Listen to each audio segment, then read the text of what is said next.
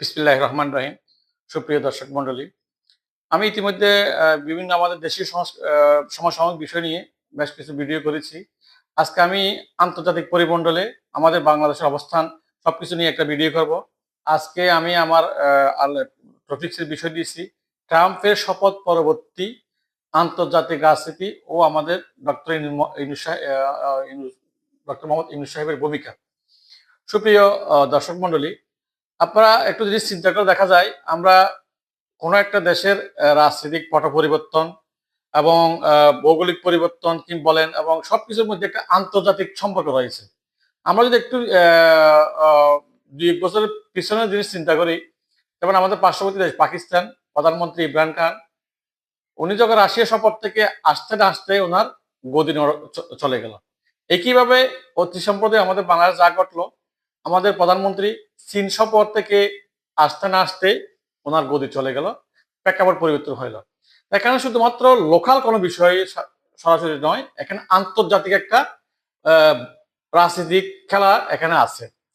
যেমন আমরা এই জিনিসগুলোর জন্য আমরা আমরা অনেকে মনে করছিলাম আমাদের বিশ্ব মডেল, যেটা আমাদের আমেরিকা, ইউনাইটেড স্টেটস আমেরিকার ট্রাম্প শপথ ক্ষমতায় আসার পরে শপথ পরবর্তীতে আমাদের একটা রাজনৈতিক একটা পরিবর্তন হবে, এরকম একটা চিন্তা ভাবনা আমাদের সবার ছিল।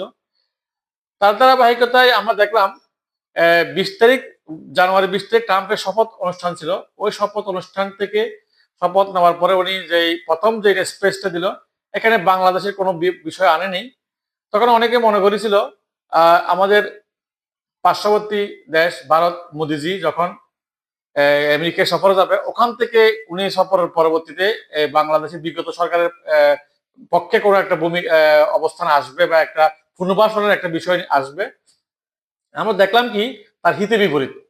এখানে যদি আমরা একটা রাজনীতিক অতীত দৃষ্টি চিন্তা করি, আমাদের দেশ স্বাধীন হওয়ার পরে আমাদের যিনি স্বাধীনতার অন্যতম স্থপতি ছিল বঙ্গবন্ধু শেখ মুজিবুর রহমান, স্বাধীনতার পরবর্তীতে যখন ইন্ডিয়া হয়ে বাংলাদেশে আসলো, ওই আসার সময় পর্দার আড়াল হোক কিংবা অন্তরাল হোক, ইন্ডিয়ার সাথে আমাদের ভারতের সাথে আমাদের একটা চুক্তি হয়েছিল।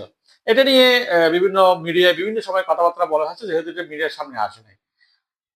স্বাধীনতার পরবর্তীতে সময় থেকে আমরা যদি অবজারভেশন করি, ভৌগোলিক কারণে হোক, রাজনৈতিক কারণে হোক এবং উভয় দেশের সীমা রাখার শান্তিপূর্ণ অবস্থান বজায় রাখার জন্য হোক, ওরা আমাদের উপর একটা তীক্ষ্ণ নজর রাখতো, আমাদের সরকারের যে কোনো সরকারের প্রতি। এবং বিশেষ করে আওয়ামী লীগ সরকার, বিগত সরকার যখন ক্ষমতা ছিল, তাদের সাথে একটা ভালো সম্পর্কও ছিল। কিন্তু এই 5ই আগস্টের পর যখন সরকার পরিবর্তন হলো, তখন ইন্ডিয়ার একটা মাথা ব্যথার কারণ হয়ে দাঁড়াইছে। তারাও বিভিন্ন প্রচার অপপ্রচারের মাধ্যমে ওই বিগত সরকারকে আবারও পুনর্বাসন করার জন্য অনেক চেষ্টা করে যাচ্ছে, অনেক রাজনৈতিক কূটকৌশল চালা যাচ্ছে জাতীয় এবং আন্তর্জাতিক পর্যায়ে। এখানে একটা দক্ষতার পরিচয় দিয়ে যাচ্ছে আমাদের বর্তমান অন্তর্বর্তী সরকারের যিনি প্রধান, উনি ডক্টর মোহাম্মদ ইউনূস। আমরা ওনাকে শুধু বাংলাদেশের একজন পলিটিশিয়ান হিসেবে চিন্তা করলে হবে না, উনি আসলে একজন আন্তর্জাতিক ফিগার, সেটা উনি তার কাজের মাধ্যমে পরিচয় দিয়েছেন।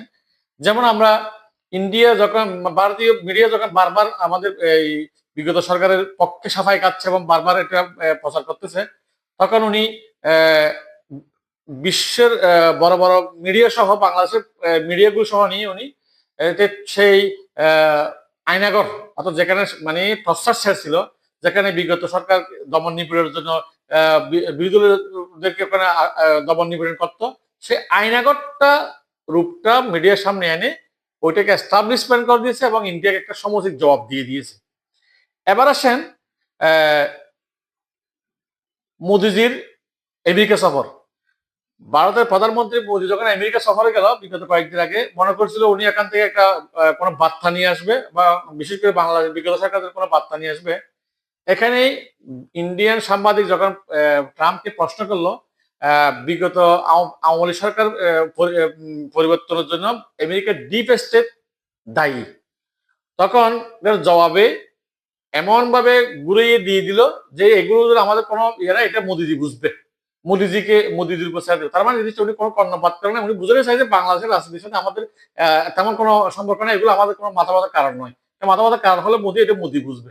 তারপরে এখানেও একটা কৌশলিক ভাবে মোদিজি হেরে গেল। এর পরবর্তী আসছেন যখন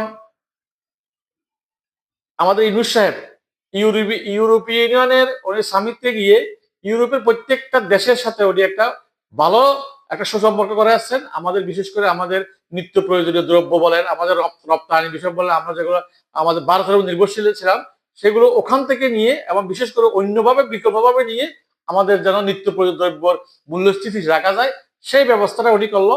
এখানে উনি একটা দক্ষতার পরিচয় দিয়েছেন, যেটাকে ব্যর্থ করার চেষ্টা করেছেন বিগত আমাদের বর্তমান সরকারকে। এখানে উনি দক্ষতার পরিচয় দিয়ে এবং একটা স্থিতিশীলতা উনি বজায় রেখেছেন, এখানে উনি সবার একটা বিশাল সফলতা।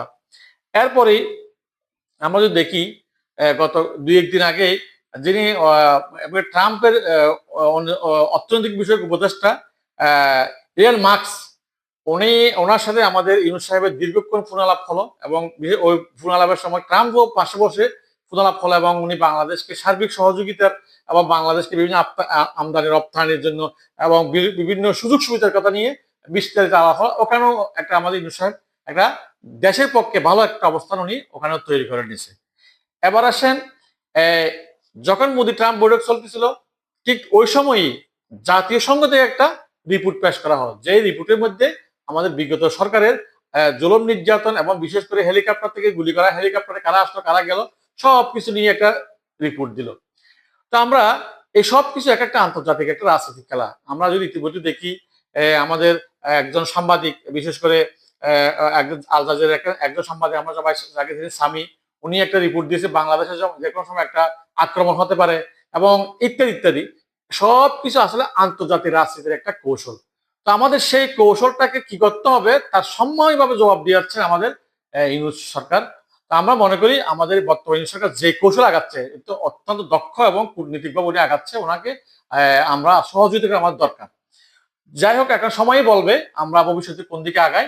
তো আমরা আজকে এই পর্যন্ত, সকলকে ধন্যবাদ। আমি পরবর্তী অন্য বিষয়ে কথা বলবো। আসসালামু আলাইকুম।